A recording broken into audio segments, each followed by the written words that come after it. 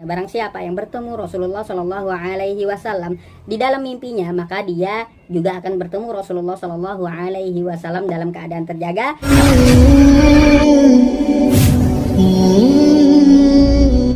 Bismillahirrahmanirrahim. Assalamualaikum warahmatullahi wabarakatuh. Alhamdulillah, jumpa lagi bersama saya, Reski Maisha Putra. Sahabatku semua, di video kali ini saya ingin menjawab videonya Mas Yusuf PI, yang mana beliau di dalam videonya membawakan dalil sebuah hadis untuk menguatkan bahwa guru sekumpul bisa bertemu dengan Rasulullah dalam kondisi terjaga. Nah, di dalam video tersebut teman-teman, beliau membawakan hadis seperti ini.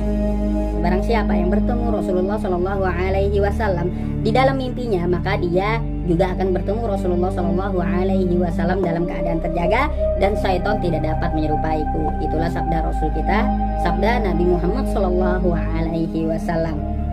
Hadis ini diriwayatkan oleh Imam Bukhari yang berbunyi, barang siapa yang melihat saya dalam mimpi, maka akan melihat saya dalam keadaan terjaga, dan syaitan tidak bisa menyerupai saya. Untuk menyikapi hadis ini, Imam Nawawi dalam kitab Al-Minhaj Syarah Sahih Muslim menjelaskan 3 makna yang terkandung dalam kalimat niscaya ia akan bertemu denganku dalam kondisi terjaga. Nah, yang pertama, mimpi tersebut adalah pertanda bahwa kelak ia akan diberikan pertolongan oleh Allah untuk hijrah menemui Rasulullah. Makna ini ditujukan kepada orang-orang yang hidup di zaman Rasulullah tetapi belum berkesempatan menemuinya. Ada orang-orang yang hidup di zaman Rasulullah yang belum bertemu dengan Rasulullah. Nah, ketika orang-orang tersebut bermimpi bertemu dengan Rasulullah, maka tandanya pada suatu hari nanti, pada saat hari nanti sebelum Rasulullah SAW wafat, dia akan bertemu langsung dengan Rasulullah dalam kondisi terjaga. Artinya, dia akan langsung bertemu dengan Rasulullah bertatap muka. Ini pengertian yang pertama. Yang kedua, mimpi tersebut menjadi pembenaran bahwa kelak ia akan bertemu Rasulullah di akhirat. Baik sebelumnya ia telah bertemu Rasulullah di dunia maupun belum menemuinya. Artinya orang-orang yang pernah bermimpi bertemu, berjumpa dengan Rasulullah SAW di dalam mimpi, maka di akhirat kelak pasti akan bertemu dengan Rasulullah. Ini penjelasan dari Imam Nawawi. Nah, penjelasan yang ketiga, mimpi tersebut bermakna kelak ia akan meraih kedekatan dengan Rasulullah SAW di akhirat, ataupun juga bermakna kelak ia mendapatkan syafaatnya. Inilah penjelasan dari Imam Nawawi tentang hadis yang dibawakan oleh Ustadz Yusuf PI tadi. Jadi sahabatku semua, antara saya, Mas Heri Pras, berbeda pandangan dengan Ustadz Yusuf PI bukan berarti kita saling bermusuhan. Hal ini lumrah berbeda pendapat. Jadi sahabatku semua, jangan langsung diklaim terpapar Wahabi. Nah, pada kesempatan kali ini saya langsung akan menukilkan dari situs websitenya Nahdlatul Ulama. Mari kita simak.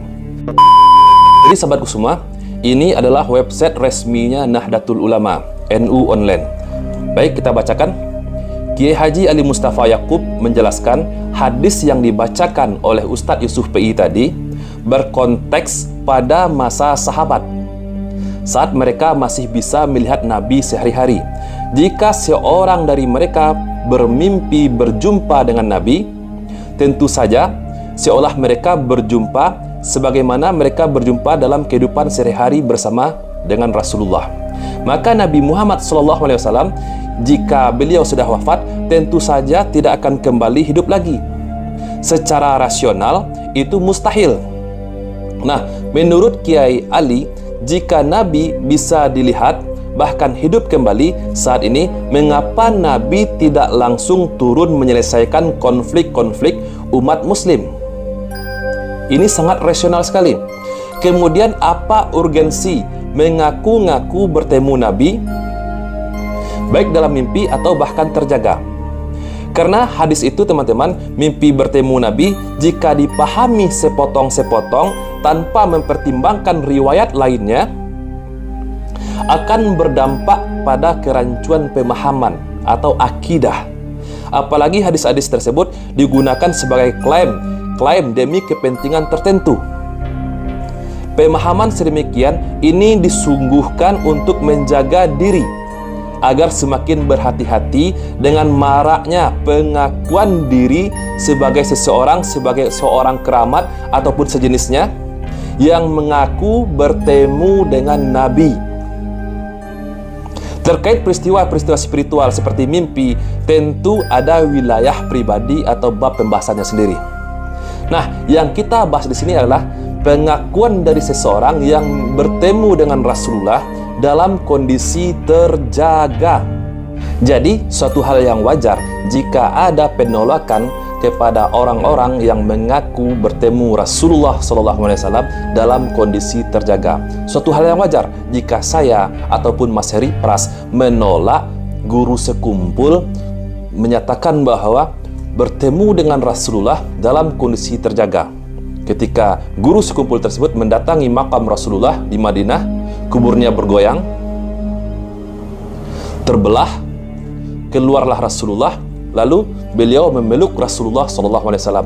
Ini dalam kondisi terjaga. Nah, ini kita tolak karena kita juga memiliki dasar yang valid.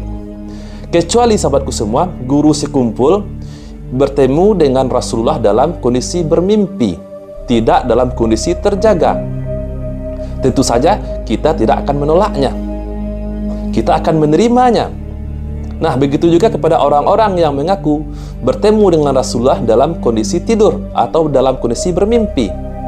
Apa syaratnya? Tentu saja, jika kita ingin memastikan, kita harus paham dulu, kita harus mengenal bagaimana ciri-ciri fisik Rasulullah.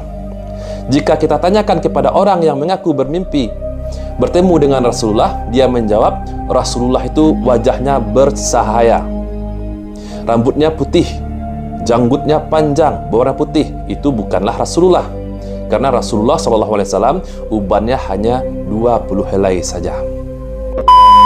Jadi kuranglah bijak jika dikatakan kepada orang-orang yang menolak guru sekumpul berjumpa dengan Rasulullah dalam kondisi terjaga, langsung diklaim itu adalah Wahabi atau terpapar virus Wahabi.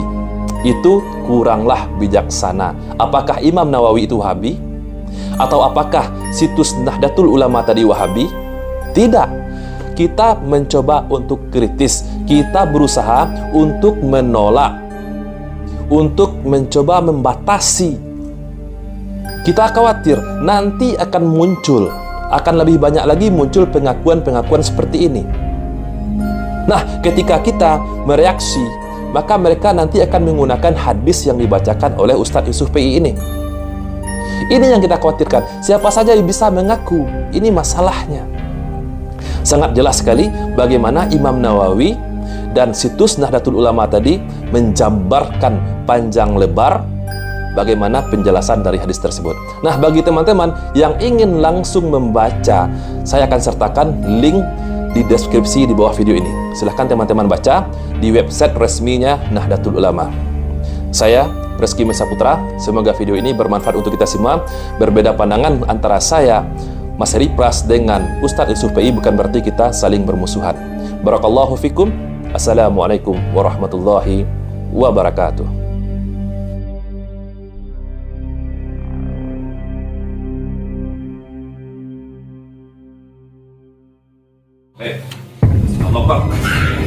ومن أحسن قولا ممن دعا إلى الله